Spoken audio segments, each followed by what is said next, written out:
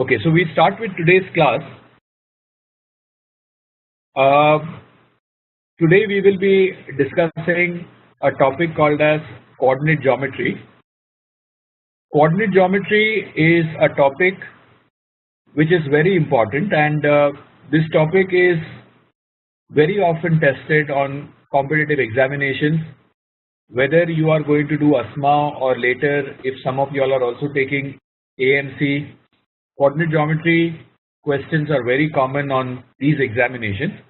Any math examination more or less looks incomplete without a question on coordinate geometry. Today we will be starting with the basics of coordinate geometry. I will be introducing you to the idea of the Cartesian plane, which is nothing but the XY plane, and then slowly I will be taking you all to advanced concepts in coordinate geometry. Coordinate geometry is quite a lengthy topic and might take a few sessions for you to give a clear idea of the kind of questions that can be dealt with in this topic. To start with, this is the definition. When you look at the grid, which is also sometimes referred to as the Cartesian plane, a pattern of horizontal and vertical lines, usually forming squares, is called as a grid. So very often the Cartesian plane is plotted on a grid like this. Very commonly we call this as the graph paper. So this is the graph paper, a 1 centimeter by 1 centimeter, which is very common whether students are studying in IGCSE or any other curriculum. Most curriculums are using this 1 centimeter by 1 centimeter graph paper, and I am sure many students may have used this also in school, and that is called as a grid. So a grid is nothing but horizontal and vertical lines, okay, usually forming a square, and the squares are 1 centimeter by 1 centimeter. What you see here is a grid where I have labeled, okay, numbers on the horizontal axis and alphabets on the vertical axis, but most often you are going to find numbers on both the axes. So a coordinate grid, a grid used to locate a point by its distance from two intersecting straight lines. Okay, a little later this is going to be clearer than what it looks here as I introduce you to the further concepts. Let us say, for example, if there is a house there, okay, the question is, what are the coordinates for the house? Can anyone guess? Can anyone guess how you need to write down the coordinates for the house? Coordinates for where the house is located? Yeah, I have few answers coming in. Okay, so from the answers I can make out that most of the students, Aryan, Vishwa, Trishul, you are aware of the coordinate system. I hope most students are aware of the coordinate system. Okay, in the coordinate system you write the horizontal number on the horizontal axis, and that is followed by the vertical axis. Okay, so you write down the number on the horizontal axis and then the alphabet which is on the vertical axis. So all the answers so far are correct. So students have written the answer as 4, B, and that is correct. Okay, let us proceed. So there is some sense about how the coordinates work.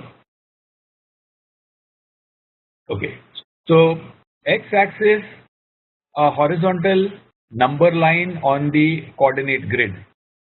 Okay, so what you will see now is what is called as the x-axis. So the x-axis is always the horizontal axis, and it has numbers like starting from 0, 1, 2, 3, 4, 5, 6. But remember, a little later we will be also introducing other numbers which will be negative. So negative numbers are also going to be listed on the horizontal axis or the x-axis.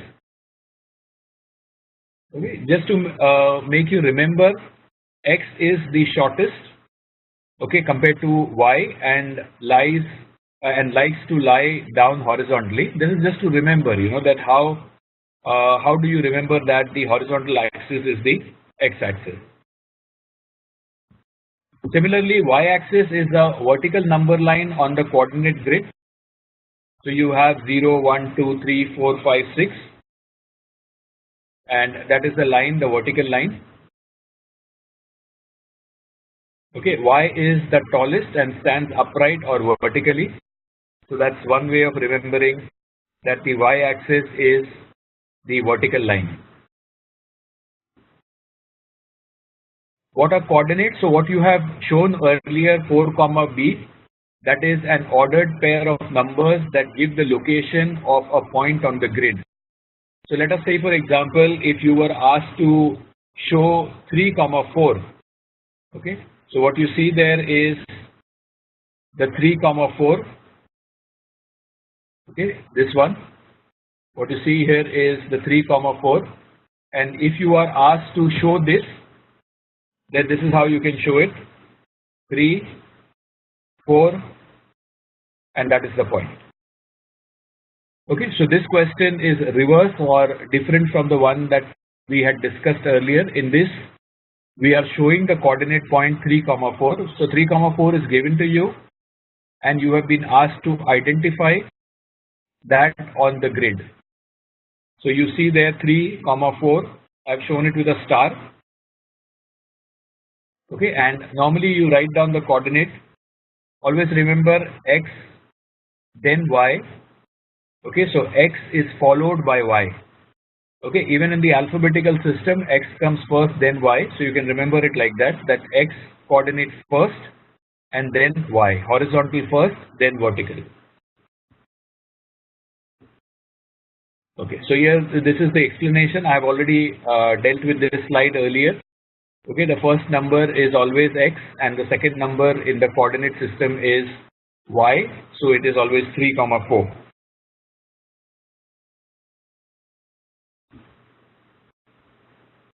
Always first find the x value and then moving horizontally either right, which is the positive, or the left, which is negative. So one more example, 2, 3. Okay, so one more example of the same type, 2 horizontally and 3 vertically.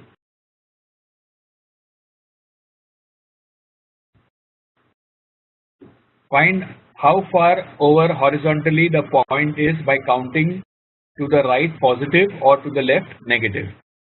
Now in this case, the point is given to you and you need to identify the coordinate. So can somebody identify the coordinate?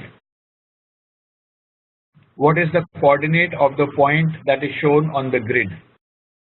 The point is shown in blue color.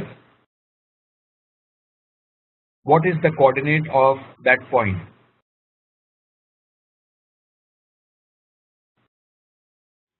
What is the coordinate of that point?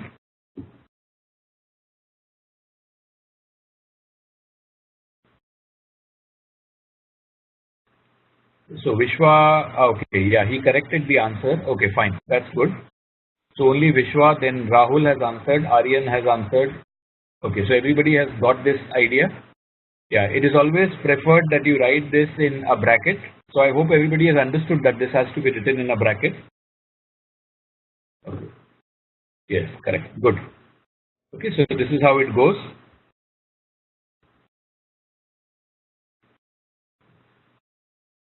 Okay, what is the ordered pair? What is the coordinate of the point, the blue color point which is shown on the grid? Okay, quickly answer the question. Yes, now everybody is answering well in the bracket. Very good. So 3, 5. 3 is on the horizontal axis and 5 on the vertical axis. Okay. How about this one? Again, you see a point there. Yeah, 2, 6. Yes, everybody has answered this, correct. Now it's in the bracket. Yes, that's the right way of representing a coordinate. So 2 and then 6. So it's 2, 6. Correct. Okay. How about this one? There is a blue color point, and this time the point is lying on the x-axis. Yeah, Trishul has answered the question. Yes, everybody has answered the question. Yes, Aryan was the first one to answer the question. So 4, 0. Yes, everybody has understood this idea. So 4, 0. Similarly, there is one more. What would be the answer to this question? Yes, Vishwa was the first one. Aryan. Yes, everybody has participated. Good. So the answer to this question is 0, 5. So it's 0 on the x-axis and 5 on the y-axis. Good. Okay, how about that one? How about the point shown there? Yes, 1, 1. Both x and y have the same value. The answer to the question is 1, 1.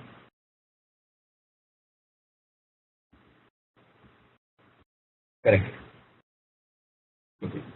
Now, what I have done here is I have elaborated this a little bit to show that in the coordinate system, you can have your x-axis and y-axis, okay, and they can be extended. And what you see here is also negative numbers. Okay, you see negative numbers there. So now x is 0, 1, 2, 3, but there is also -1, -2, and -3. And then you have on the y-axis also 0, then +1, +2, +3, -1, -2, -3.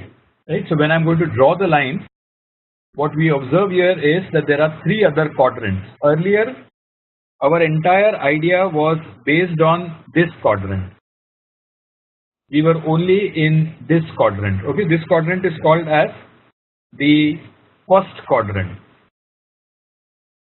This quadrant, which I am highlighting in red, we were always placed in this quadrant.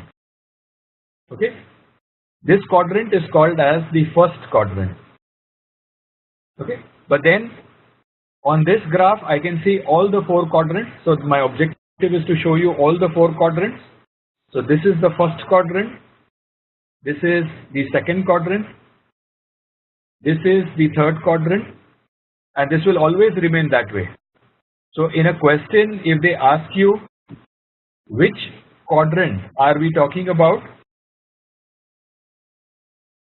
okay, if they say that the point lies in the second quadrant, then you should be able to identify the second quadrant. If it says that the point or the coordinate lies in the third quadrant, then you should be able to identify the third quadrant. If the point lies in the fourth quadrant, then you should be able to identify the fourth quadrant. Always remember that it is in the first quadrant. It is in the first quadrant. Okay, you need to remember that it's in the first quadrant that both x and y are going to be positive. It is in the first quadrant that both x and y are going to be positive. It is in the second quadrant that x will be negative but y will be positive. In the third quadrant, both x and y will be negative. And in the fourth quadrant, the x will be positive and the y will be negative. So there are 2 quadrants, the quadrant 1 and 3, where the signs of x and y are going to be the same, and there are 2 quadrants 2 and 4, where the signs of x and y are going to be different. In the second quadrant, x will be negative, y will be positive, and in the fourth quadrant, x will be positive and y will be negative. Okay, this will always be true, and you can be questioned on ideas like this. For example, there can be a question or a part of question that talks about the signs of both x and y are the same, and you should identify that it is either the first quadrant or it is the third quadrant. Okay, the question is asking you to focus on only the first and the third quadrant because they are saying that the signs are same. But if they say that the signs are different, then it is going to be second or the fourth quadrant. Okay. Now, if the x is negative, we move to the left of O. Okay, O here means the origin, and if x is negative, then we will be moving in this direction 2 units, and if y is negative, so if y is negative, we move below the 0. Okay, so that is how we are going to move. Y is -3. If I take both of them into consideration, -3, -2. Now, since both these signs are negative, I know that even before drawing this, I know that the answer is going to lie in the third quadrant because both x and y are negative. Okay. So you are going to move 3 units and then 2 units down. Okay, and that's where the point will lie. So the point is -3, -2, and it is lying in the third quadrant.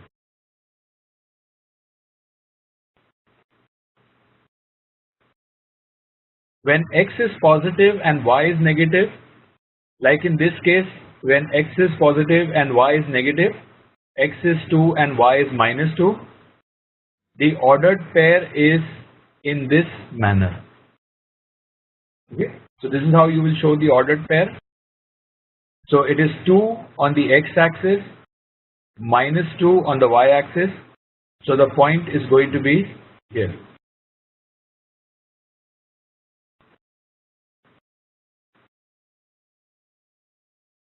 Similarly, if it's -2 plus 2,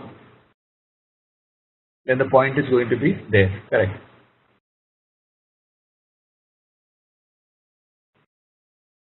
Plot this ordered pair. So where would this ordered pair be? Yes, right. Okay.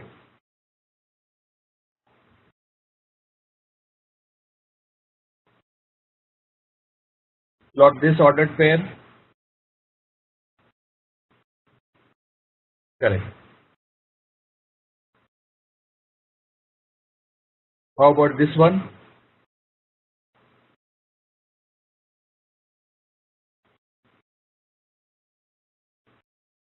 Yes. What about this?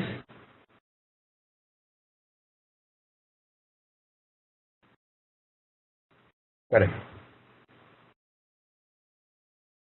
Okay.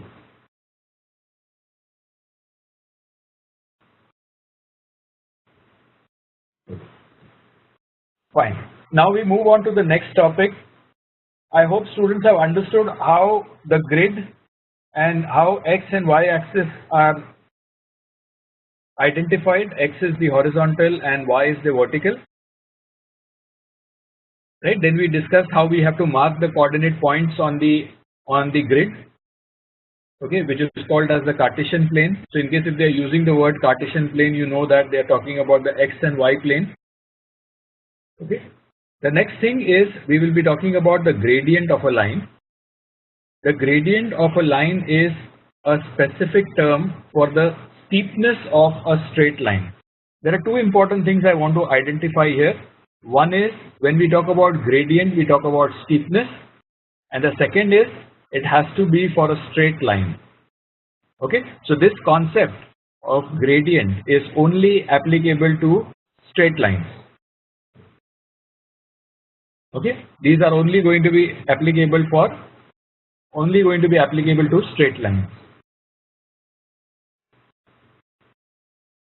We all have an inbuilt sense of steepness and can order the steepness of lines. However, the gradient gives a numerical value to this general understanding. So like say for example, judgmentally we can always say that a line is steep, more steep, less steep.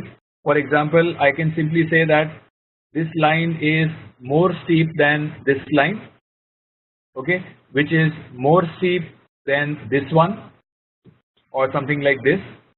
These are judgmental, but gradients or slope, yes, Vishwa, you're right, slope, gradient is the slope, that is right. Okay, so we are going to give numerical value, that means we are going to calculate the value of the gradient. To calculate the gradient of a line, we count the vertical distance that line increases and the horizontal distance that the line, and then using the following calculation. So gradient is the vertical change upon the horizontal change. Rahul, you are right, that is the formula. So we often more familiar with the idea of y2 minus y1 upon x2 minus x1. So that is how the gradient is calculated. So y2 minus y1 is the vertical change because y is the vertical axis, and x2 minus x1 is the horizontal change because that is the horizontal axis. So what you see here is the horizontal change is 4, okay, and the vertical change is 6. Okay, I would request the student who is using the marker, please don't do that. Okay, it is interrupting the session. Okay, so that is the vertical change. So therefore gradient is vertical change upon horizontal change, which is 6 upon 4, and 6 upon 4 is 1.5. Similarly, another question is on the screen. What would be the gradient in this case? What would be the gradient in this case?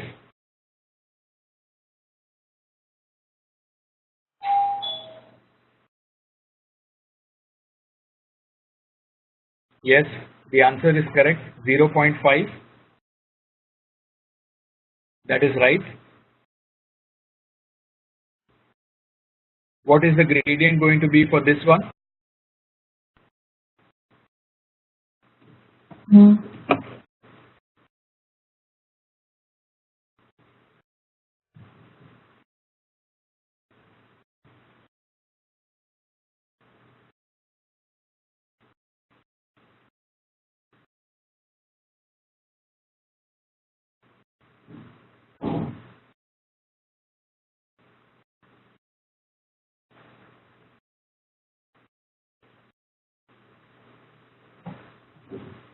Okay, so everyone has answered the question. In fact, Vishwa has calculated the decimal equivalent of that. Okay, so that is also okay. You can calculate the decimal equivalent, or you can just leave the answer as a fraction. So 1 upon 7. Okay, few more questions here, quick questions. What would the gradient be in the first case, second case, and third case?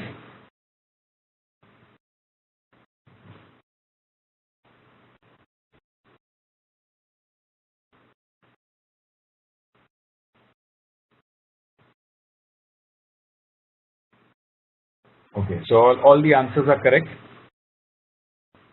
So the basic idea that you need to understand is it is nothing but the vertical distance upon the horizontal distance.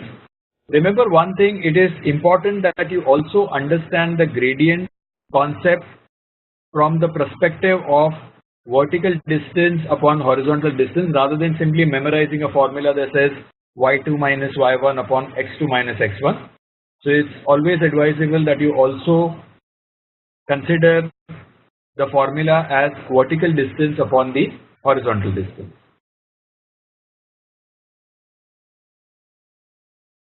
A negative gradient means that the line is traveling downhill or there is a decline. Okay, this is also sometimes referred to as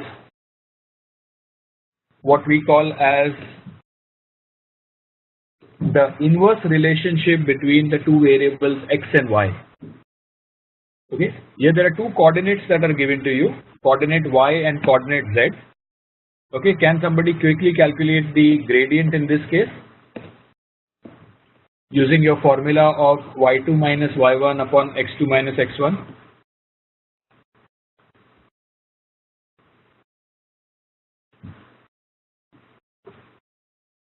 Okay, so you have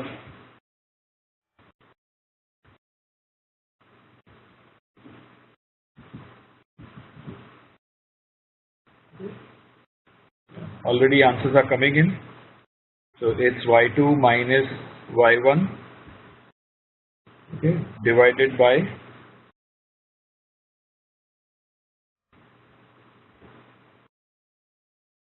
x2 minus x1.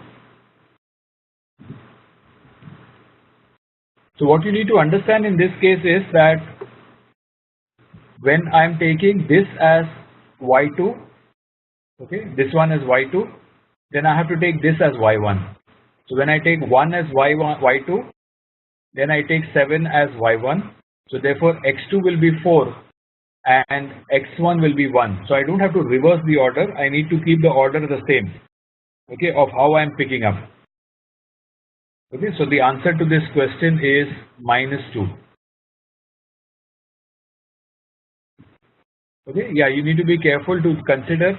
Remember, when the line is going to be downward sloping, okay, like in this case, the gradient will always be negative. So whenever you have a downhill or a declining or what we call as an inverse relationship, the gradient will always be negative. Okay, so this is how I will calculate. So what I need to remember in this case is that the selection of the order is very important. So if I'm taking this as y2, then this is y1, and if I take this as x2, then this is x1, and I don't have to change the order. Yes, Aryan, what is your question?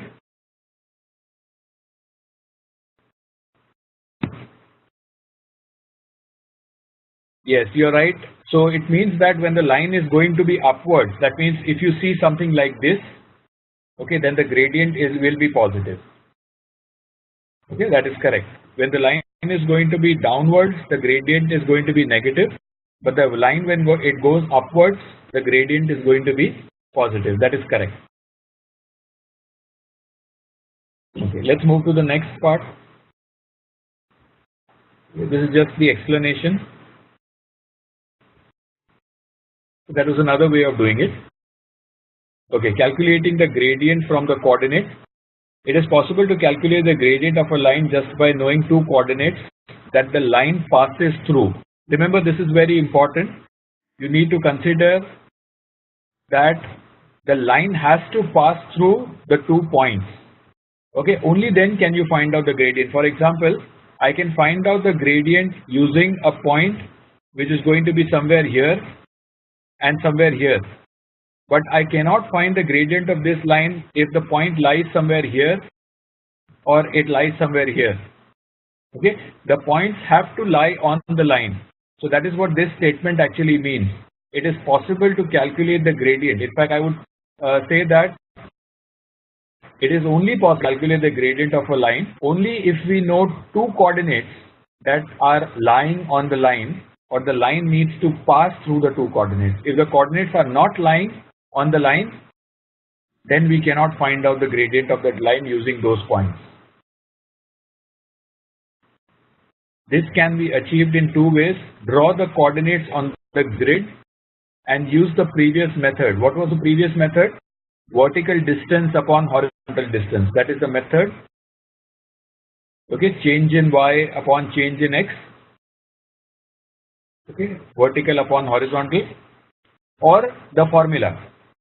Okay, if the line passes through 2 points x1, y1 and x2, y2, then change in y upon change in x, that is y2 minus y1 upon x2 minus x1. So remember, there are two methods. Maybe you are introduced with the second method most often, so you're more familiar with the y2 minus y1 upon x2 minus x1, but you can get questions which are based on the idea of the vertical distance upon the horizontal distance. So be familiar with both the methods. Okay, not just the formula of y2 minus y1 upon x2 minus x1. You should be familiar with both the methods. So if they draw a line or something like that, then you just measure the vertical distance and the horizontal distance, and you will get the gradient, right? So be familiar with both the methods, not just one. Okay, so here what I am trying to show is the vertical distance y2 minus y1, horizontal distance x2 minus x1. So calculate the gradient of the line between the following pairs of coordinates. Okay. So can you quickly calculate this?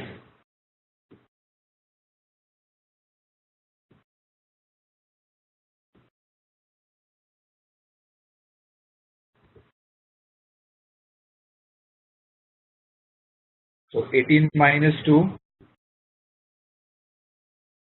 and that is going to be divided by 5 minus 1. Okay, so the answer to this question is going to be 16 divided by 4, which is equal to 4. Okay, so everybody is getting the answer. So according to this, gradients are the symbol that is used to show a gradient is always m. M is the gradient that you use to show the symbol used to show the gradient, and y2 minus y1 upon x2 minus x1.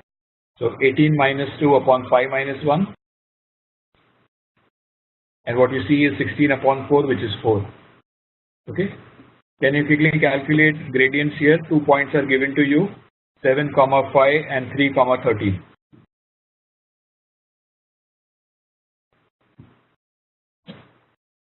Seven, 5 and 3, 13. Yeah, correct. Aryan is right. Vishwa is right. The first student to answer this question is Rahul. Okay, how about the second one? Okay, be careful with the signs in this case. 4 minus 2.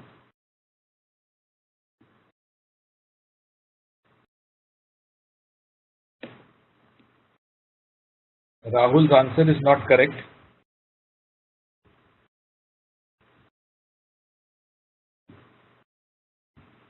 Okay, Rahul's answer is not correct. So just check. Okay, so what you have here is y2 minus y1 divided by x2 minus x1. Okay, so what you have here is minus 5 plus 3 divided by minus 6.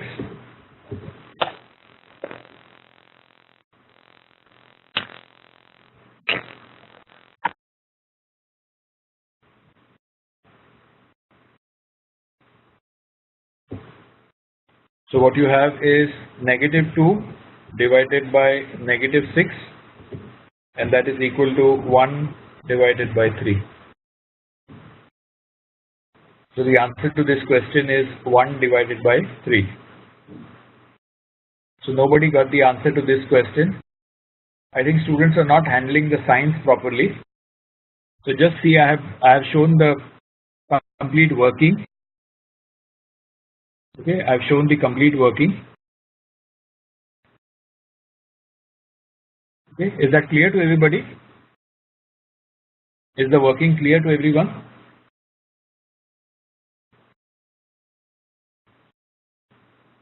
y2 minus y1 upon x2 minus x1. So minus 5 plus 3 divided by minus 6. That's minus 2 divided by minus 6, which is 1 upon 3. So is that working clear to everyone? Yeah, 1 upon 3, Aryan got it right. How did I get 3? I cancelled. I have 2 divided by 6. 2 divided by 6.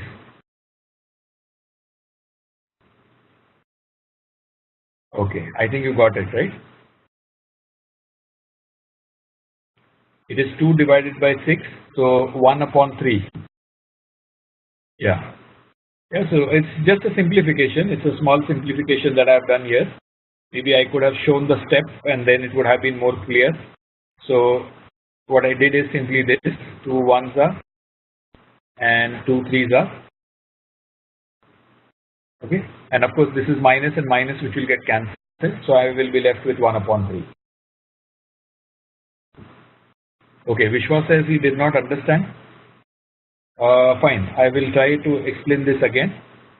So see, in this case, what I'm doing is I'm taking this as x1, y1. I'm taking this point as x1, y1. I'm taking this point as x2, y2. Okay, and then I'm simply substituting this in the formula. So you know the formula, it is y2 minus y1 divided by, okay, so this will be like, I will put a division sign here, divided by, and then you have x2 minus x1. Okay. So the numerator is going to be -5 plus 2, okay, and the denominator is going to be -2, -4, that is going to be -6. Okay. So what I can get here is, in the numerator I will have -3, okay, and in the denominator, okay, fine, I made a mistake there, sorry. Yeah, in the denominator you have -6. Okay, so the answer is 1 upon 2, sorry. Yeah, the answer is 1 upon 2, not 1 upon 3. Okay, the mistake that I made was, okay, this was the mistake I made. I took this as 3, not 2. This is 3. Okay, sorry about that. This is not 3, this should be 2. Yeah, then I would have got the same answer. So the answer is 1 by 2 or 0.5. Yeah, so that was a mistake. This is 2, and so this should have been 2 and not 3. Okay, let's move to the next idea now. Just a quick recap. Okay, find the gradient of the line which is passing through these 2 points.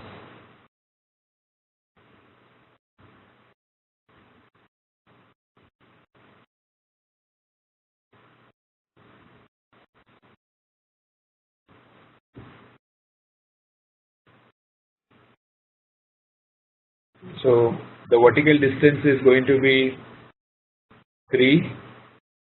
The horizontal distance is going to be 6.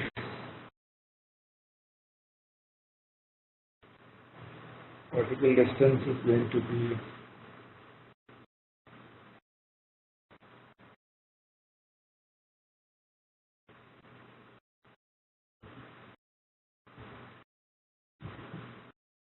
so I think the answer is not 1.5, right? Yeah, it will be 0.5. And this answer is going to be 3 upon 6. 3 upon 6 is going to be 1 by 2. So half is the answer. The vertical distance is 3 and the horizontal distance is 6. Yeah, okay, that's fine. So the answer in this case has to be 0.5. Yeah, that's right. 0.5 should be the answer. Okay, now let's look at quick couple of questions. Okay, read the questions carefully. The first question says, let A be 2, 3 and B be 5, 6. The gradient of the line is P. Find the value of P minus 1.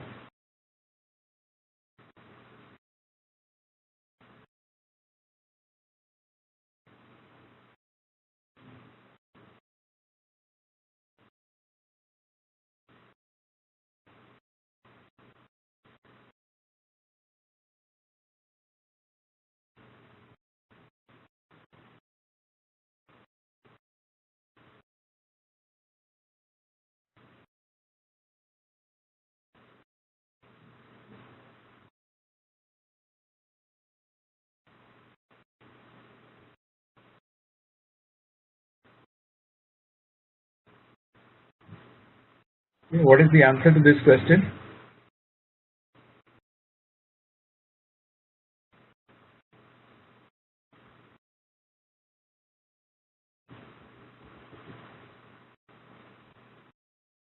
Let A be 2, 3 and B be 5, 6. The gradient of the line is P. Find the value of P minus 1. So first you need to find out the gradient. In this case, first you need to find out the gradient. So finding the gradient, we have already done a lot of exercise on that. So in this case, the gradient is going to be 6 minus 3 and divided by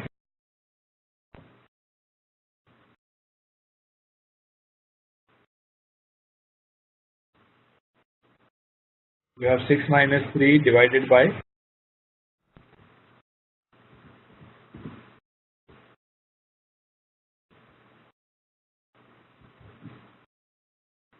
5 minus 2. So 6 minus 3 is 3. 3 divided by 3, which is equal to 1. Okay, but that is not the question. That is the value of P. The question is asking you what is P minus 1. So P minus 1 will be 1 minus 1, which is equal to 0. So the answer to this question is 0.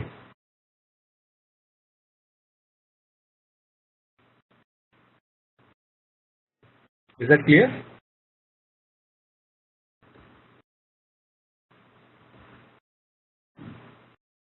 Is that clear?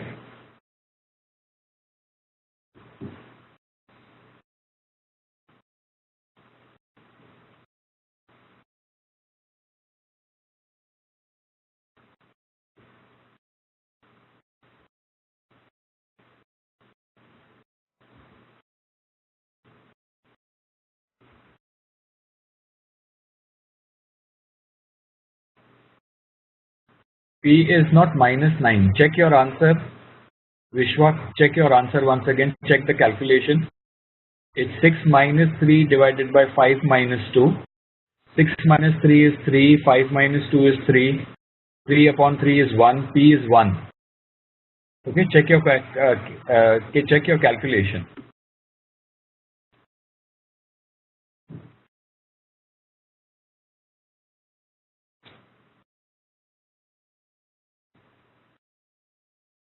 Okay. Parth, Trishul, Rahul, are you understanding?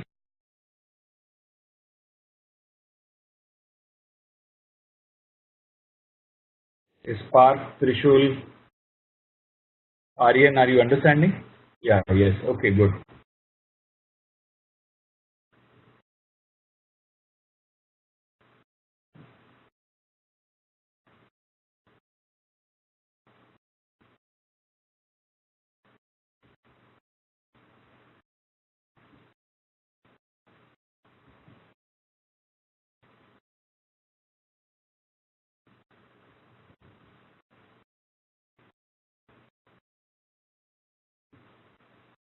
Okay, fine. But if it is clear now, then you can try the next question. It says let A be minus 5, minus 6 and B be 1, 3. The gradient of the line is P upon Q. Find the value of P minus Q. Okay, you need to find the value of P minus Q.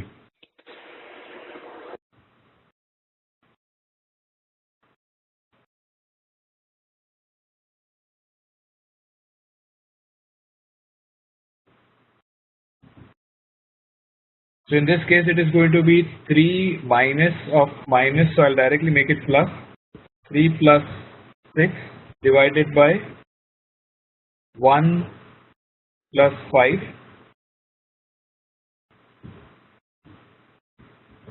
And what I get here is 9 divided by 6, which is equal to, remember we need to simplify this, 3 divided by 2.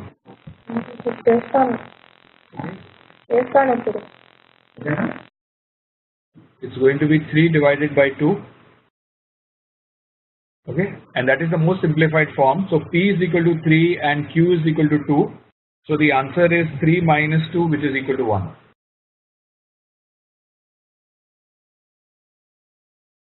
Yes, Aryan, what did you want to ask?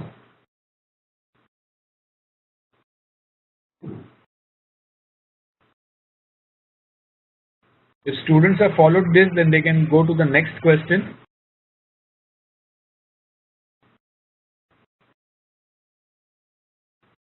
No, not necessary. You need to convert it into decimal. You can leave it as 3 upon 2 also. But remember, it should be in the simplest fraction. So your answer should not be 9 upon 6. It has to be 3 upon 2. Okay, try the next example.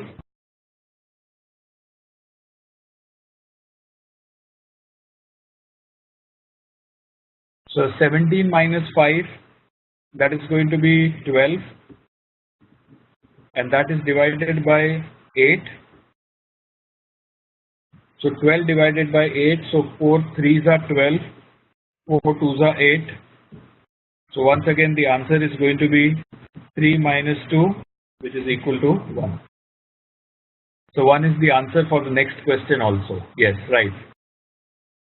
Okay, try the next example. We just have to find out the gradient in that case.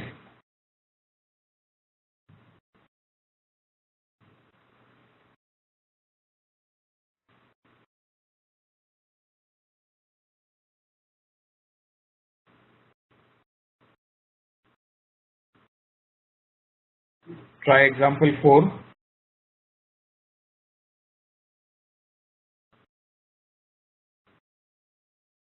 So careful, Aryan. I don't think your answer is right if that is for 4. It's y2 minus y1 divided by x2 minus x1. This is going to be 3 divided by negative 6, which is 1 divided by minus 2. So the answer is negative half. The answer is negative half. 3 minus 0 upon 0 minus 6 is 3 divided by minus 6. 1 upon minus 2 can also be written as negative half.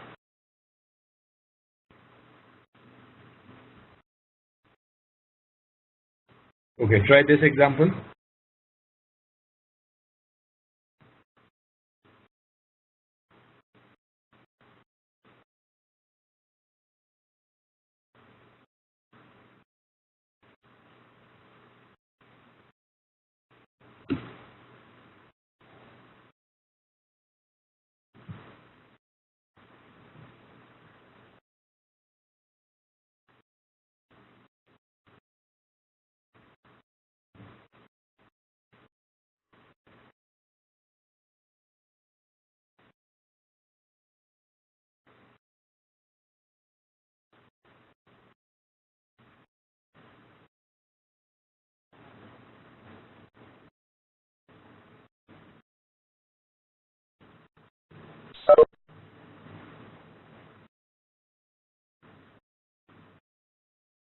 Okay, can you solve that question? A horse gallops for 20 minutes and covers a distance of 15 kilometers as shown in the diagram. You need to find the gradient of the line and describe its meaning.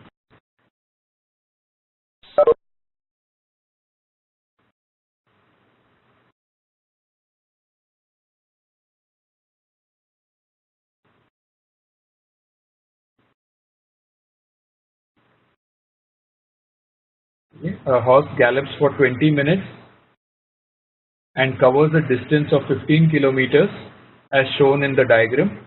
You need to find the gradient of the line and describe its meaning.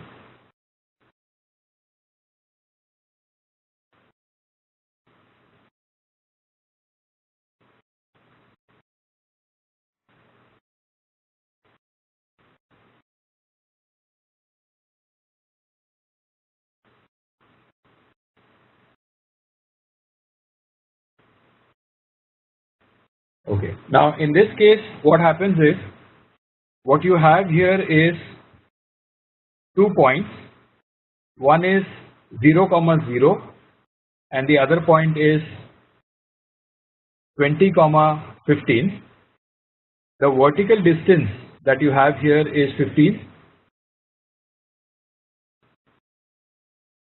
and the horizontal distance that you have here is 20. Okay. So now this is very simple. Gradient is nothing but 15 divided by 20, vertical distance divided by horizontal distance, which is going to be 3 divided by 4, or this can also be written as 0.75. Okay, so what I have to simply do is take the vertical distance and the horizontal distance. Vertical distance is 15, horizontal is 20.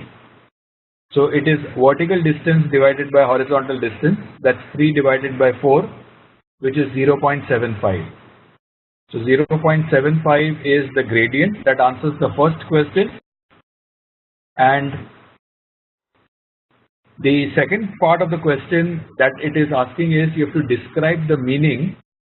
So what is basically happening here is it is the change of distance. So we normally call this as rate of change of distance. Okay, so we will call this as the rate of change of distance. Whenever you write the word rate, it is always with respect to time, and if you see on the x-axis, you see there is time on the x-axis.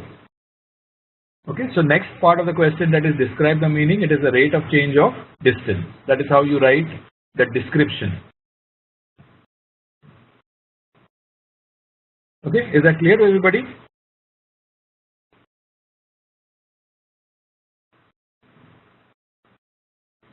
And you can write down the unit, kilometers per minute, and the explanation is describe the meaning, rate of change of distance. Okay, so what we'll do is we will conclude the class. Yeah, independent variable is x, dependent is y. Yes, that's right, Aryan. Okay, so we will conclude the class for today, and we will continue next week. I will continue with the same chapter, which is coordinate geometry. Bring in some more challenging questions next week. Okay, and we will further discuss other concepts that are important in coordinate geometry. Okay, so thank you very much and good night, everybody.